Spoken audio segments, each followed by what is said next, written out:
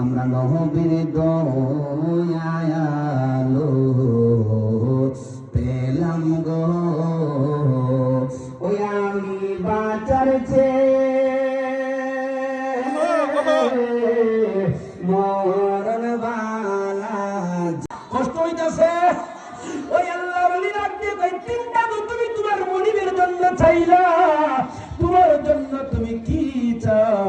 ডাক দে কই হুজুর আমি যে 4 নম্বর আবদারটা আমি রাখছি গো, ওই 4 নম্বর আবদারটা হইল আমার আল্লাহ পাক রব্বুল আলামিন যেন আমাকে যেন মাফ কইরা দেয়।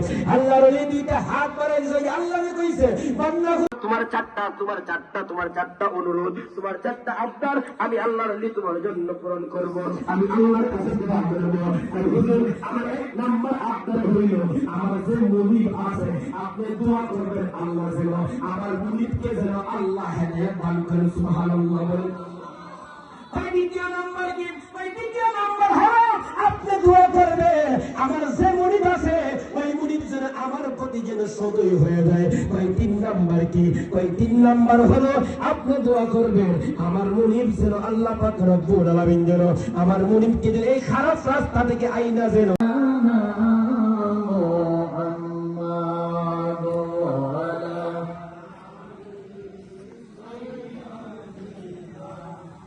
মাওলানা আমার একটু জোরে আল্লাহুম্মা সাল্লি আলা মাওলানা মুহাম্মাদ ওয়া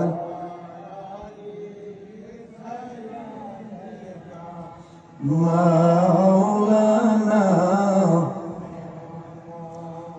ছেলে যদি আল্লাহর আলোচনা করা হয়, জান্নাতের বাগান সাজানো হয়, ওই জায়গার মধ্যে 40 দিন ধরে রহমতের ফেরেশতা আসা এবং যাওয়া হয়। যদিও আপনারা মনে করেন এটা মাঠ, কিন্তু মাঠ না, 40 দিন পরে রহমতের ফেরেশতা কিতা করবে? আইবা আসবে। আবার অনেকেই মনে করেন যে না যাইবে 10টা 11টা 12টা বড় হুজুর আইলে এই সময় যাইব।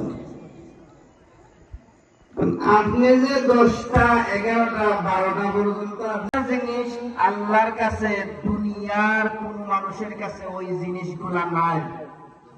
দুনিয়ার কোন মানুষের এই জিনিসগুলা জানতেও পারতো না। জায়গা না, যেই জায়গার মধ্যে যে সাপ্তাহিক ভাবে তোমরা যাতায়াত করবা, আল্লাহ নবী বলেন মসজিদ হচ্ছে দৈনিক 5 ওয়াক্ত সালাত আদায়ের জায়গা। মসজিদ হচ্ছে আমার উম্মতের জন্য ইবাদত করা। যে উম্মত সকাল সন্ধ্যা মসজিদের মধ্যে যাতায়াত করবে, আল্লাহ নবী বলেন আমার আল্লাহ ওই উম্মতের জন্য জান্নাতের মধ্যে আমার আল্লাহ একটি বাড়ি নির্মাণ করে দিবেন।